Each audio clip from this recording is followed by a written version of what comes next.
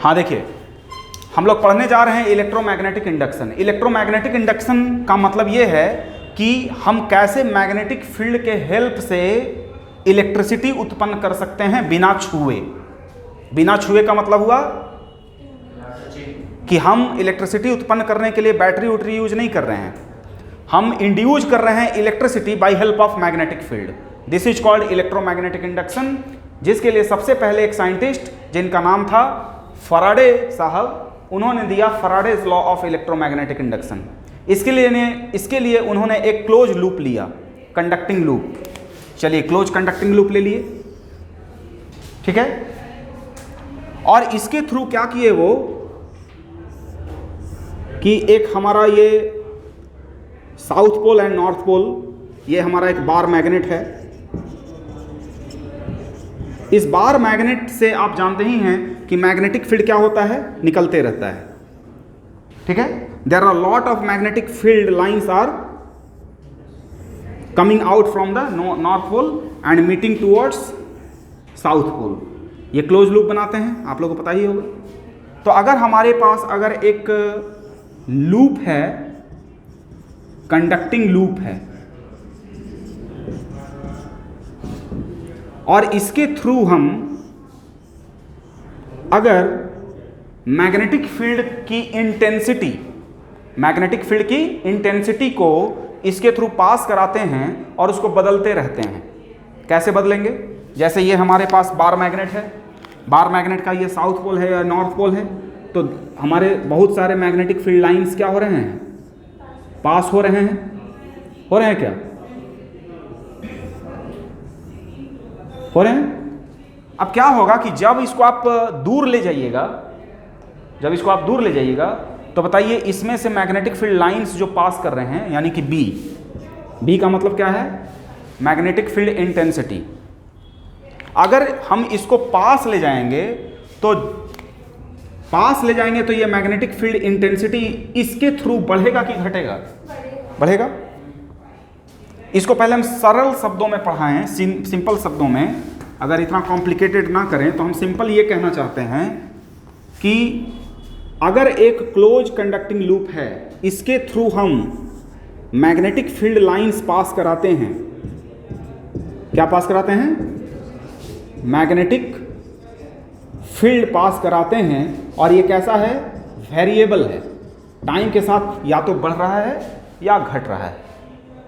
अगर टाइम के साथ बढ़ रहा है या घट रहा है और किसके थ्रू पास कर रहा है? कंडक्टिंग लूप के थ्रू पास कर रहा है, तो हम क्या देखते हैं कि इसमें करंट का जन्म हो गया। किसमें? इस क्लोज लूप में। तो फराडे साहब का यह कहना है कि जो मैग्नेटिक फ्लक्स है, क्या है ये? मैग्नेटिक फ्लक्स क्या होगा? B.ds। इसको हम लोग एलिमेंट्री कहेंगे। क्या कहेंगे? एलिमेंट्री, छोटा सा एलिमेंट्री मैग्नेटिक फ्लक्स, यानी कि d फाई इक्वल टू क्या हो गया? B डॉट, ये B जो है वो मैग्नेटिक फील्ड लाइंस हैं और ds जो है ये लूप का एरिया है। इस ds को इंटीग्रेट कर देंगे तो हमको s मिल जाएगा। ओके। अगर कोई मैग्नेटिक फील्ड लाइन किसी लूप के क्लोज एरिया से पास कर रहा है तो इसके डॉट प्रोडक्ट को मैग्नेटिक फ्लक्स कहेंगे, ठीक है। अगर मैग्नेटिक फ्लक्स चेंज करेगा, if flux will change, then क्या डेवलप होगा? EMF इंड्यूस होगा। देन EMF यानी कि potential difference, EMF will induce in loop. अगर इस कंडक्टिंग लूप के थ्रू जो मैग्नेटिक फील्ड लाइंस पास कर रहे हैं और मैग्नेटिक फील्ड लाइन के पास करने के कारण फ्लक्स भी चेंज करेगा, क्योंकि फ्लक्स किस पर डिपेंड कर रहा है? B पर। एरिया तो हम कांस्टेंट कर दिए हैं, एरिया यहां पर क्या है? कांस्टेंट है। अगर हम एरिया कांस्टेंट कर दिए हैं लेकिन B को बदल दिए हैं तो फ्लक्स बदलेगा कि नहीं बदलेगा? बदलेगा। अगर फ्लक्स टाइम के साथ बदलेगा तो क्या चीज का जन्म होगा? इस लूप में क्या चीज का जन्म होगा? EMF, इलेक्ट्रोमोटिव फोर्स का जन्म होगा। इलेक्ट्रोमोटिव फोर्स का जन्म होने का मतलब है बैटरी का जन्म होगा, और वो बैटरी क्या प्रोड्यूस करेगा? करंट प्रोड्यूस करेगा। तो फैराडे साहब कहते थे कि d∅dt, क्या बोलते हैं वो? d∅dt is equal to induced EMF। ठीक है, induced EMF equal to minus d∅dt, rate of change of magnetic flux.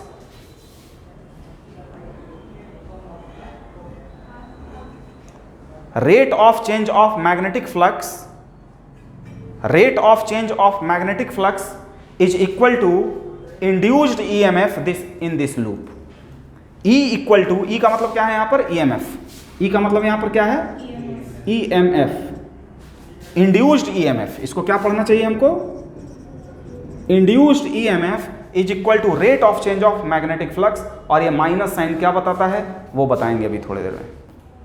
अगर B का वैल्यू बढ़ रहा है, अगर B का वैल्यू क्या हो रहा है?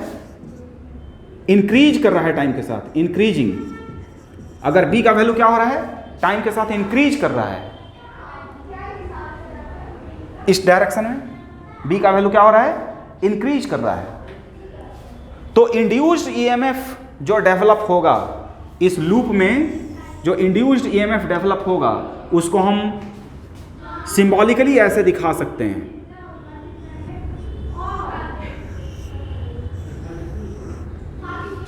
ठीक है, और इस वायर का कुछ रेजिस्टेंस होगा। अभी ऐसे दिखा दें तो शॉर्ट सर्किट। इस वायर का रेजिस्टेंस को आप कैसे दिखा दे रहे हैं? ऐसे। तो करंट ऐसे बहेगा। आप कैसे जान गए कि करंट ऐसे बहेगा? करंट ऐसे भी तो बह सकता था, करंट ऐसे भी तो बह सकता था। यही चीज को कौन समझाएगा? ये माइनस साइन। ठीक है, और डायरेक्शन ऑफ करंट कैसे पता चलेगा? क्योंकि अब मैग्नेटिक फील्ड के पास करने के कारण फ्लक्स बदल रहा है। फ्लक्स बदलने के कारण क्या चीज जन्म लेगा? EMF। किस में? इस लूप में। इस लूप में एक बैटरी का जन्म हो जाएगा। तो बैटरी को हम ऐसे दिखाएंगे, और इस लूप का कुछ रेजिस्टेंस होगा तो उस रेजिस्टेंस को हम ऐसे दिखाएंगे। ये मान लीजिए कि R लूप हो गया। RL का मतलब क्या है? Resistance of loop. इधर कैच कर रहा है जी? कर रहा है, ठीक है। इसका रेजिस्टेंस कितना है? RL है। कोई दिक्कत? तो हम अब इसको ऐसे दिखा सकते हैं। अब ये जो EMF होगा, ये जो EMF होगा वो माइनस d∅dt होगा, और करंट का डायरेक्शन अगर ऐसे होगा तो बैटरी ऐसे दिखाएंगे, और अगर करंट का डायरेक्शन ऐसे होगा तो हम बैटरी को कैसे दिखाएंगे? ऐसे दिखाएंगे। आ रही बात समझ में कि कोई दिक्कत है? दिक्कत है प्रखर? ठीक है। अब रहा बात कि करंट का डायरेक्शन कैसे पता चलेगा? तो करंट का डायरेक्शन पता चलता है by Lenz law. By Lenz law, और लेंस लॉ ही ये बताएंगे कि ये माइनस साइन का जरूरत क्यों पड़ रहा है। तो बताएं, मान लीजिए कि इसमें करंट ऐसे प्रोड्यूस हो गया। मान लीजिए आपका लूप कैसे है? ऐसे है। आपका लूप कैसे है? ऐसे है। करंट हम कैसे दिखाए हैं? ऐसे। तो इस करंट के कारण ही तो मैग्नेटिक फील्ड अब होगा। तो करंट के कारण मैग्नेटिक फील्ड इधर हुआ, तो ये डायरेक्शन सही है। किस बुनियाद पर? किस बुनियाद पर ये सही हो गया? B का वैल्यू क्या हो रहा है? इंक्रीज कर रहा है। तो करंट का डायरेक्शन कुछ इस तरह से सेट करेगा। यहां पर B जो आप लगाए हैं एक्सटर्नल मैग्नेटिक फील्ड, ये क्या आपने बोला है कि इंक्रीज कर रहा है? किधर? इधर। करंट जो इंड्यूस हुआ उसका डायरेक्शन कुछ इस तरह से होगा कि इस करंट के कारण जो मैग्नेटिक फील्ड होगा वो इसको बढ़ने से रोकेगा। यानी मान लीजिए कि 10 के बाद 11 टेस्ला हो गया, तो 11 को 10 कौन बनाएगा? इसके कारण, करंट के कारण मैग्नेटिक फील्ड जो प्रोड्यूस होगा वो। तो करंट को तो ऐसे ही होना चाहिए ना, तभी तो ये करंट ऐसे अगर है तो इस करंट कैरिंग लूप के कारण मैग्नेटिक फील्ड इधर होगा। तो ये 1 टेस्ला का हुआ और उधर 11 हुआ, तो 11 माइनस 1 क्या हो गया? 10। उधर 12 होगा तो इधर 2 टेस्ला हो जाएगा। अरे बात समझ में? तो वो क्या करता है? माइनस साइन ये बताता है कि it will oppose the change. Minus sign क्या बताता है? It will oppose the change.